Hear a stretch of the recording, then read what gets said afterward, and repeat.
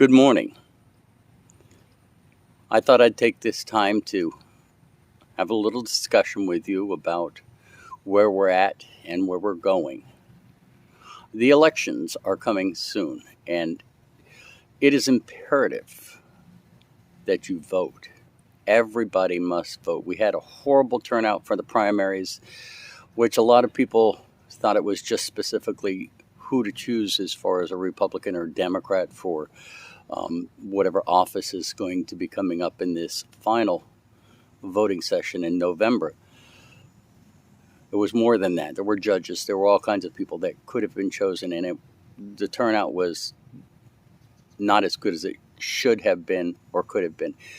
America, Floridians, everyone, the way we make things happen in this country is to vote.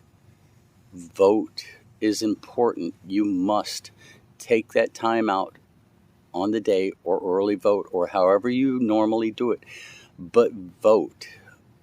Now, I'm Edward A. Gray, and I am a write-in candidate running for United States Senate. I want to replace Marco Rubio and defeat Val Demings. I stand for the Constitution. I stand for the Bill of Rights. I stand for the Declaration of Independence. These are all the foundational documents of this country, and they need to be followed. We are a country of law and order, and the law must be followed. We have some district attorneys in states that think that they can interpret the law and punishment differently than what it's really set up to be, and that's wrong. That's one of our biggest problems, is the punishment needs to be severe enough that people will not commit the crime.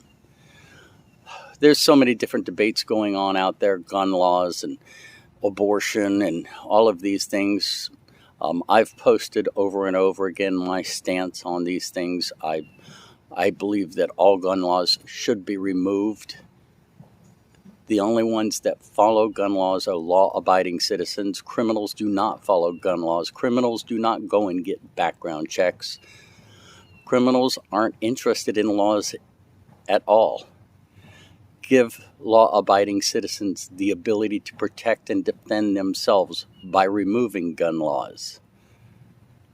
That will change a lot in America all in itself. But let's get to another point, too, that I feel is very serious. We're getting ready to put somebody in the Senate.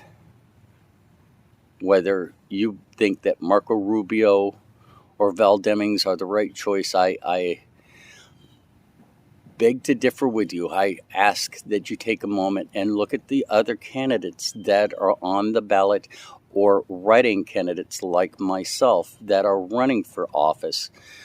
We all hold the same values.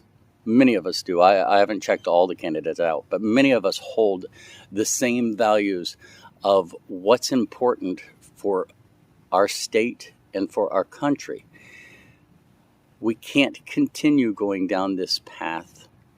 We need to look forward and move forward together. There are so many things that need to be taken care of, and if we don't change those sitting in the House and the Senate right now, we're going to continue moving down this path with what this administration is pushing.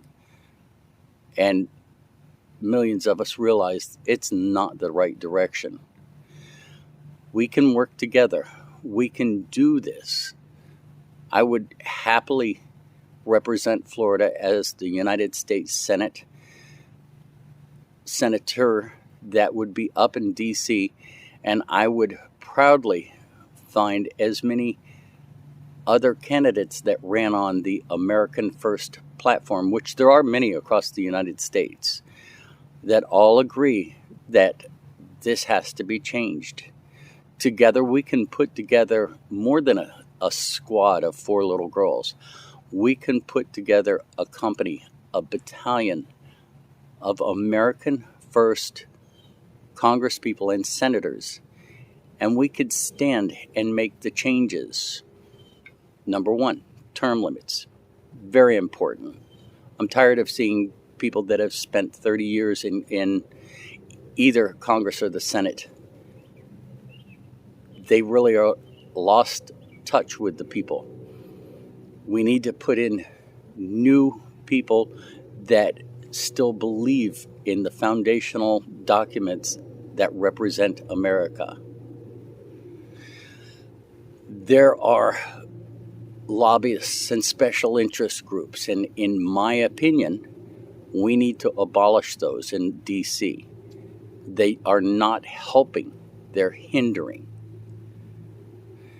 We need to look at the fact that if somebody is sent to DC by a state, then the state should be paying that person, not the federal government making them a federal employee, but the state. The state should decide what their pay is. The state should decide if they get a retirement or a bonus or if they get special medical or any of those things. The idea that the federal government sets all of those things gives the government the power that they shouldn't have. These are supposed to be representatives of the state, and they have to answer to the state that they were sent there by and to their constituents.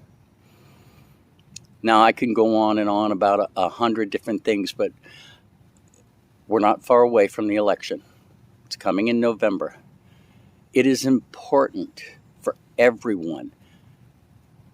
And I'm looking at all of those blue-collar workers like myself, construction workers, guys that get out there and do the jobs that a lot of people don't have the ability or don't want to do.